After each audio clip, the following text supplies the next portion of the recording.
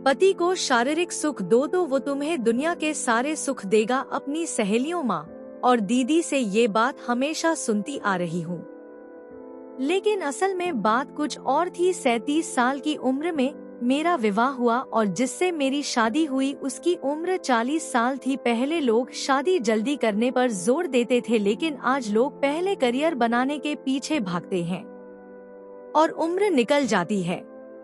मेरे साथ भी कुछ ऐसा ही हुआ। मेरी भी करियर के चक्कर में लेट शादी हुई। कम उम्र में हुई शादी आपको अपने पति और परिवार से घुलने मिलने में ज्यादा आसानी होती है और हंसी खुशी जिंदगी बीतती है, लेकिन देर में हुई शादी में लोग इतने ज्यादा जटिल हो जाते हैं कि वह अपने आप को नए माहौल में ढाल नहीं पाते। देर से शादी होने से वैसे ही शरीर में कामवासना खत्म हो जाती है। रही सही कसर ज्यादा उम्र वाले पुरुष के अंदर भी नहीं बचती है तो एक बात वो है, साथ जब मेरी शादी हुई तो मुझे पता था जिस व्यक्ति से मेरी शादी हो रही है वो काफी कम कमाता है, पर 35 साल की उम्र होने पर मेरी माँ को भी काफी चिंता होने लगी थी, क्योंकि मेरे पापा की मृत्यु समय से पहले हो गई थी। मैंने घर वालों से बात की तो लोगों ने बोला शादी करो नहीं तो उम्र निकल जाएगी। सहेलियों से बोला तो उन्होंने बोला रात को बिस्तर पर पति को खुश रखो, वो खुद मेहनत करके ज्यादा पैसे कमाएगा। सबकी बातों को ध्यान में रखकर मैंने शादी कर ली, लेकिन शादी के बाद पत्नी के साथ साथ एक पुरुष की जिंदगी में एक और चीज आती है जिसे हम जिम्मेदारी के नाम से जानते हैं। जिनसे मेरी शादी हुई थी वो इस बात को जानते थे कि मैं शादी से खुश नहीं हूँ, क्योंकि उनकी आय कम है। शादी के पहली रात उन्होंने मुझसे कहा, देखो मेरी आय कम है, उम्र ज्यादा है, इसका मतलब ये नहीं है कि हम दोनों साथ में खुश नहीं रह सकते। मैं तुम्हें सभी चीज तो नहीं दे सकता, लेकिन इतना जरूर दे सकता हूँ कि हमारी जिंदगी अच्छे से चले। और उस रात सिर्फ यही बात हुई। ऐसे ही करते करते 1 महीना बीत गया, पर हम दोनों के बीच पति पत्नी वाला रिश्ता बना ही नहीं। शायद उन्हें मन में मलाल था कि वो कम कमाते हैं, जिसकी वजह से मैंने उन्हें मन से स्वीकार नहीं किया है।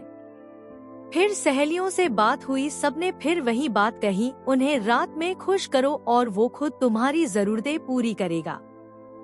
महीने के अंत में उन्हें वेतन मिला 30,000 रुपए, जिसमें से 5,000 रुपए वो भविष्य के लिए रखकर 25,000 मुझे दिए और बोला मेरी जरूरतें काफी सीमित है, ये पैसे तुम रखो, अगर मुझे जरूर हुई तो तुमसे ले लूंगा, तुम अपने हिसाब से घर चलाना। पर जब मैंने हिसाब लगाना शुरू किया तो पैसे कम पड़े। जब मैंने इनसे इस बारे में बात की तो वो बोले थोड़ी दिक्कत हो सकती है, लेकिन मैं दूसरी नौकरी के लिए ट्राई कर रहा हूँ।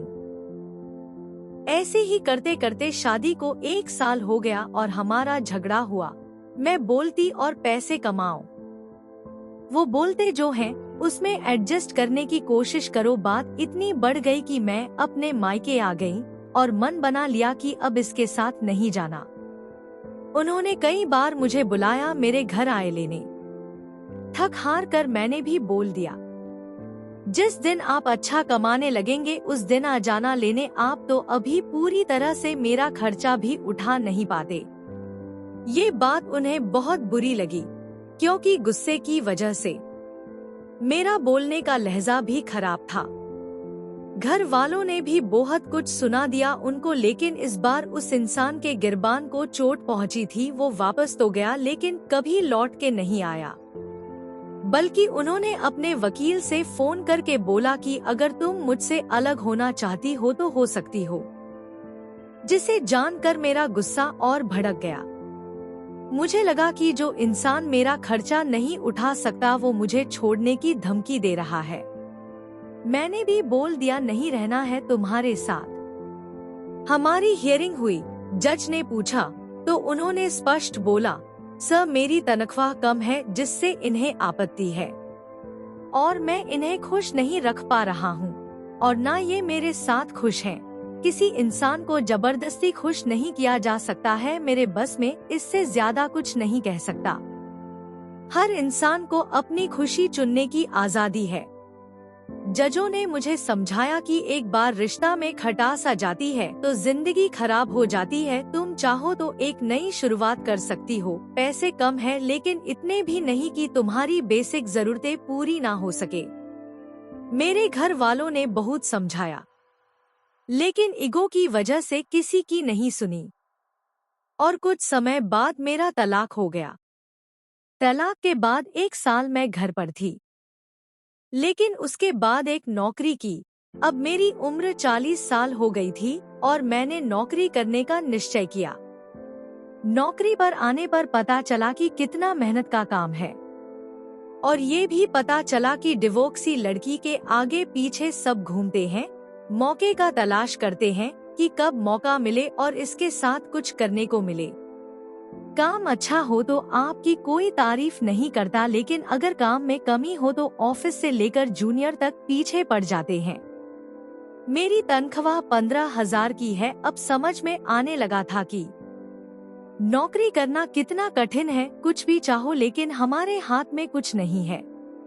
अब जिस 15,000 के लिए मुझे 10 से 6 काम करने पड़ते थे, लोगों की हरासमेंट का सामना करना पड़ता था, पहले उससे ज्यादा घर बैठे 30,000 मिलता। लेकिन अब काम करने के बाद 15,000 मिल रहा है। ऊपर से दिन भर की मेहनत। एक पुरुष अपने परिवार की कमी को पूरा करने के लिए दिन रात मेहनत करता है, लेकिन हम औरतें सिर्फ ये सोचते हैं कि कैसे हमारा काम पूरा हो। लेकिन आज उसी शख्स की नौकरी में तनख्वाह 90,000 रुपए है और उसकी वापस शादी भी हो गई। मैंने ये गलती की, रिश्ते को पैसे के पैरामीटर पर तोलने लगी थी, लेकिन यह सही नहीं था। आज मैं बिल्कुल अकेली हो गई। यदि प्यार से समझती तो हमारा जीवन भी आगे अच्छा चलता। आज के दौर में लड़कियां किसी लड़के से शादी करने से पहले ये जानना चाहती हैं कि लड़का कितना कमा रहा है, लेकिन असल में किसी से शादी करने से पहले ये जानना जरूरी है कि उसका चरित्र कैसा है। शादी जैसे बंधन को चलाने के लिए जरूरी है आपसी सहमति, सामंजस्य और विश्वास। लेकिन आज मेरी तरह सभी लड़कियां अपनी शादी में सबसे पहले ये देखती हैं कि लड़का पैसा कितना कमा रहा है। लड़कियां उनके माँ बाप भी यही देखते हैं। एक अच्छा रिश्ता पैसे की दम पर नहीं चलता है। मुझे ये बात तब समझ आए जब मैंने अपना रिश्ता खो दिया। किसी अमीर से 4 बात सुनने से बेहतर है कि किसी कम आय वाले के साथ शादी करके साथ खुश रहने में आनंद है। मैंने एक अच्छा जीवन साथी पैसों के चक्कर में खो दिया। ये एक सत्य घटना है।